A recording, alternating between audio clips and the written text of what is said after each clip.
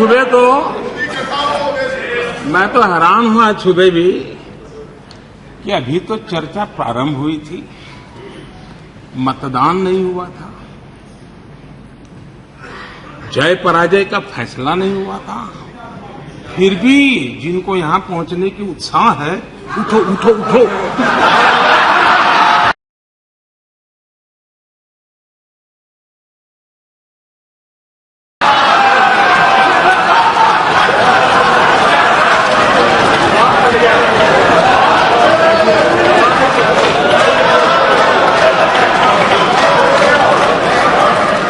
न यहां कोई उठा सकता है न बिठा सकता है, 125 करोड़ देशवासी बिठा सकते हैं, 125 करोड़ देशवासी उठा सकते हैं।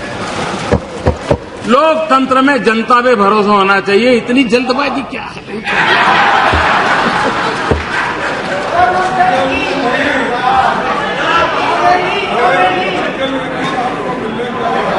और यह अहंकारी है जो कहता है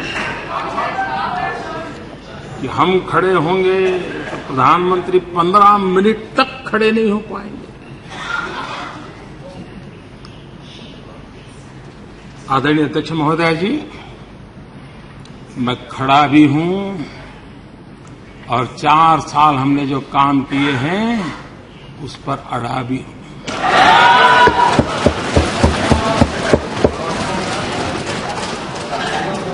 हमारी सोच उनसे अलग है।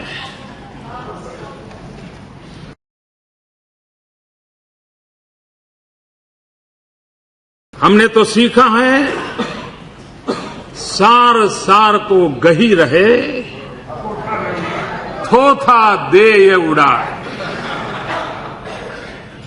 खैर, मैं सार ग्रहण करने के लिए काफी कोशिश कर रहा था, लेकिन आज मिला नहीं। यहां ऐसे विषयों को स्पर्श किया गया। आजकल शिव भक्ति की बातें हो रही है।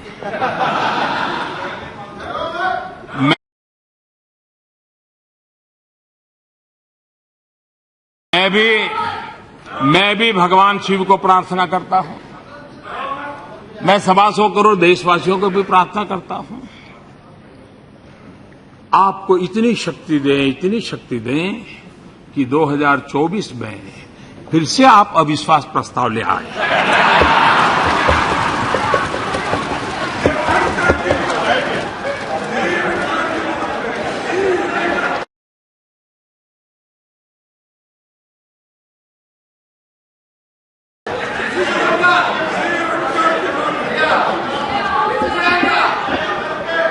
मेरी आपको शुभकामनाएं हैं।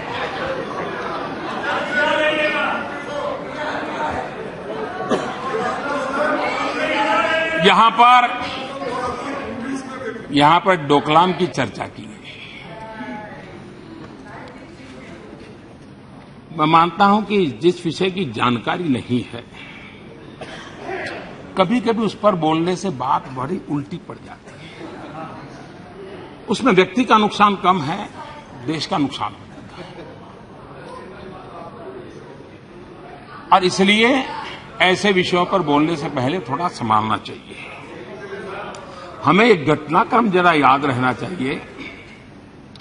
जब सारा देश, सारा तंत्र, सारी सरकार एकजुट होकर के डोकलाम के विषय को लेकर के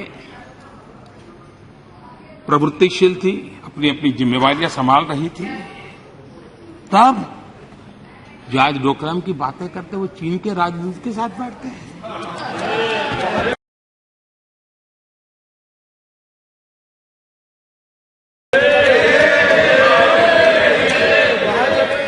और बाद में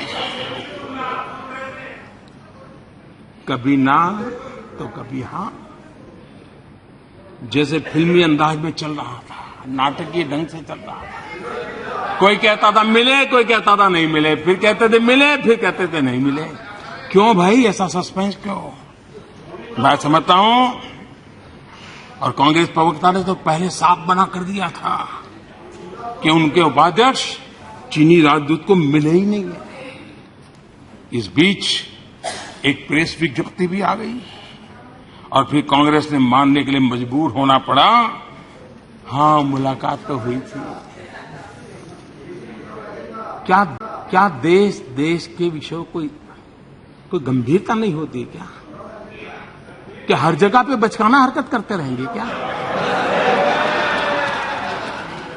यहां पर राफेल विवाद को छेड़ा गया।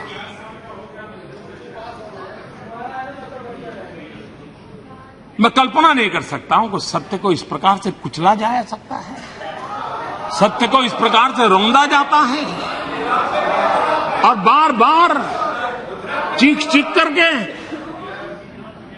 देश को गुमराह करने का काम। और इन्हीं विषयों पर, देश की सुरक्षा से जुड़े हुए विषयों पर ही इस प्रकार से खेल खेले जाते हैं। ये देश कभी माफ नहीं करेगा। ये कितना दुखद है कि इस सदन में लगाए गए आरोप पर दोनों देश को बयान जारी करना पड़ा। मैं समझता हूं और दोनों देश को खंडन करना पड़े। क्या ऐसी बचकाना हरकत हम करते रहेंगे क्या? कोई जिम्मेवारी है कि नहीं? जो लोग इतने साल सत्ता में रहे, बिना हाथ पैर के, बिना कोई सबूत, बस चीखते रहो, चिल्लाते रहो। सत्य का गला घोंटने की कोशिश है। देश की जनता भली भांति जानती है और हर बार जनता ने आपको